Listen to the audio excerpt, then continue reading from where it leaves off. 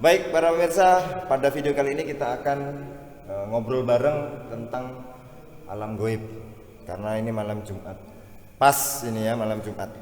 Kita akan ngobrol sini ada teman-teman juga, kita pengen bahas tentang katanya ada pendaki yang disembunyikan di alam goib, tapi ternyata setelah ditemukan beberapa hari kemudian ternyata memang bukan disembunyikan tapi memang hilang dan terpelosok di jurang.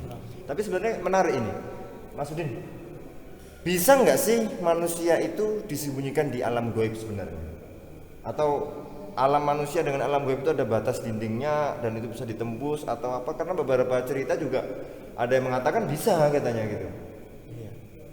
Karena alam goib itu bisa sama, artinya cuma beda umpama alam nyata siang, di alam goib itu malam, begitu. Dan juga alam astral itu memang senja terus.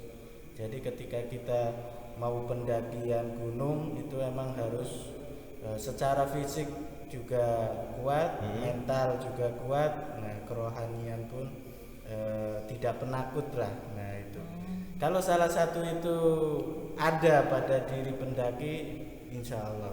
Makanya di beberapa pegunungan itu beda-beda, ada aturannya apa? Tata krama untuk naiknya itu. Kalau kita itu intinya itu kan ya emang dikeramatkan ya, karena emang prosesnya pegunungan itu udah ribuan tahun, kita hanya orang yang baru 2 hari istilahnya. Terus kita itu ibarat bertamu ke tempat itu, tentunya ya ada tata keramanya tadi itu. Artinya gini, memang benar bisa manusia itu disembunyikan di alam goib. Bisa pemirsa ya. 70% sampai 80% bisa. Tapi percaya nggak Kang Jo kalau bisa? Saya setengah percaya setengah tidak. Kalau faktor kembali kayak tadi ke Bang Badrul tadi, jadi faktor bisa kesehatan bisa juga, tapi kan ada juga kadang tuh karena namanya kita ke lingkungan orang kan, karena tidak permisi atau kita takabur, kita sombong di situ. Nah itu ya, sombong, takabur ya. Iya, apalagi sok-sokan gitu. Namanya kita tidak tahu di luar situ kan, namanya kita hidup kan yang ada namanya jin pasti ada di manusia. Kalau Kang Amin percaya apa enggak? Kalau saya percaya. Percaya, bisa ya? Bisa. Karena gini, alam itu kan ada alam dunia, ada alam akhirat, ada alam kubur, ada alam rahim, dan ada alam goib, alam azali. Ya wes. Jadi kalau tidak percaya di situ, berarti kita sebagai muslim ini ya. Oh bukan, kalau kita percaya alam goib iya, tapi manusia diculik di alam goib itu kira-kira percaya apa enggak? Kenapa nggak kita culik aja yang di goib di alam manusia, kita balik gitu loh. Akhirat itu goib apa enggak? Goib. Tapi kan kita nggak diculik, nanti kita semua proses manusia setelah mati kan baru hari kiamat akhirat. Enggak sekarang. Isra Mi'raj itu diculik apa enggak? Ya enggak lah, itu diperjalankan kok. Ya, dijalankan. Tapi akhirat itu kan goib. Iya. Berarti manusia yang di alam nyata ini bisa dibawa ke alam goib. Goib. Oke, masuk. Iya. Jadi dikiaskan, dianalogikan ke alam goib tadi ya. Tapi saya persempit, ini maksudnya alam jin ya. Kalau saya bilang manusia bisa dimasukkan ke jin. Ada alam sendiri atau gimana, Mas Badrul? Ya emang alam sendiri, dan kita bisa menembusnya itu hanya orang-orang tertentu yang mungkin diberi kelebihan atau belajar untuk ke Bisa. situ. Kalau dibalik jinnya kita culik ke alam manusia, bisa? Itu ada kalanya bisa, ada kalanya enggak. Oh, berarti saling bisa ya. Pasti baru dengar kan? Nah, masih baru dengar kan ya. Sebenarnya itu kayak gini. Karena kita punya nomornya Password. nomornya atau passwordnya, sandinya Mas Ju. Jadi dimanapun tempat saya bisa nelpon. Nomor HP bisa kita. sambung dengan Mas Ju. Kalau zaman dulu pakai PIN ya, PIN atau alamat email lah, alamat email. Ya. Tidak. Ya, jadi masih bisa ke Mas Jo ya. Bisa. Jadi yang penting passwordnya pas, kita bisa nembus ke alam Bisa. sana. Jadi Passwordnya apa Mas? Passwordnya kita rahasia. yang penting yang tak tahu dituju. Misalkan siapa yang mau dituju, misalkan di alam gaib itu ada yang sudah kenal di sana.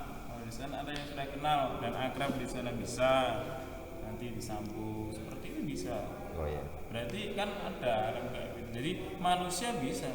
Manusia bisa ke sana. Bisa. Berarti kalau misalnya seandainya pendaki ini tidak ditemukan, memang mungkin kemungkinan diculik di alam gaib. alam gaib. Jadi gini, kalau misalnya terus jasadnya itu gimana? Apakah jasadnya juga ikut ke alam gaib? Gimana Mas? Nah. Jasadnya Itu seperti apa Mas Jo? Isra Mi'raj. Oh bukan Isra Mi'raj, bukan. Ya mohon maaf para YouTuber ini. Iya. Jadi ketika keterangan saya ini harus dipahami dari awal. Oh dari awal. Makanya ikuti video selanjutnya ya, nonton dari terus awal sampai akhir. sampai akhir. Saya lagi ikut live seperti ini, jadi dengarkan betul-betul. Jadi seneng aku nungguinnya ini, seneng ya.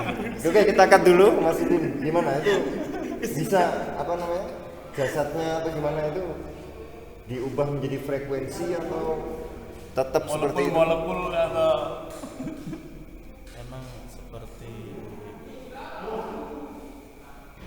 jadi ada radius dan ada zona-zona tertentu. Nah, ini ada zona ya. Seperti Umpama sistem zona zonasi. ini, orang-orang tertentu tadi itu frekuensi energinya beda kan gitu. Ketika orang itu pendaki misalnya di 3 tadi ada yang kurang, misalnya penakut. Nah, penakut itu kan kondisi fisik pasti ya ada gemetar akhirnya di lingkungan energi yang astral itu akhirnya mungkin pingsan dan dikuasai oleh alamnya, sehingga kemungkinan teman-temannya melihat temannya itu sudah tidak nampak, jadi mungkin ketutupan daun atau akhirnya tertinggal. Nah, dari ketakutan situlah mulai kehilangan kontak kan itu. Jadi intinya ketika mendaki harus sesuai tata krama, kemudian tadi mentalnya juga nggak boleh takut ya, mentalnya nggak boleh takut, kemudian fisiknya harus sempurna juga, tidak capek, kemudian yang tadi rohani ya. Iya, kerohanian. Kerohanian artinya memang yakin bahwa kalau emang niatnya ibadah, insya Allah sih. Nah, tadi apa yang terjadi ya hubungannya dengan alam tentu baik juga. Berarti tadi nggak boleh takabur tadi, nggak boleh takabur, nggak boleh sombong. Ya, wah aku paling kuat walaupun jam 2 atau jam 11 malam kondisi cuacanya minus sekian derajat. Nah, kalau merasa pede, tapi pedenya karena antar teman biasanya kalau takabur kan. Tapi kalau dilandasi pendakian itu dengan mentadaburi ciptaan Allah, insya Allah walaupun dimunculkan ada sosok-sosok yang tadinya belum pernah ketemu, kemungkinan ya karena takut mentalnya sudah kuat, kerohaniannya kuat, ya menyatu. Bahkan setelah lulus dari pendakian bisa jadi menjadi ibrah, menjadi sebagai bertambah rasa syukurnya. Baik para teman-teman ya, itu tadi tips-tips bagaimana cara supaya tidak diculik ketika mendaki gunung. Artinya ketika mendaki gunung apa saja yang harus kita lakukan supaya tidak terjadi hal-hal yang tidak diinginkan. Baik, terima kasih, sampai jumpa di video berikutnya.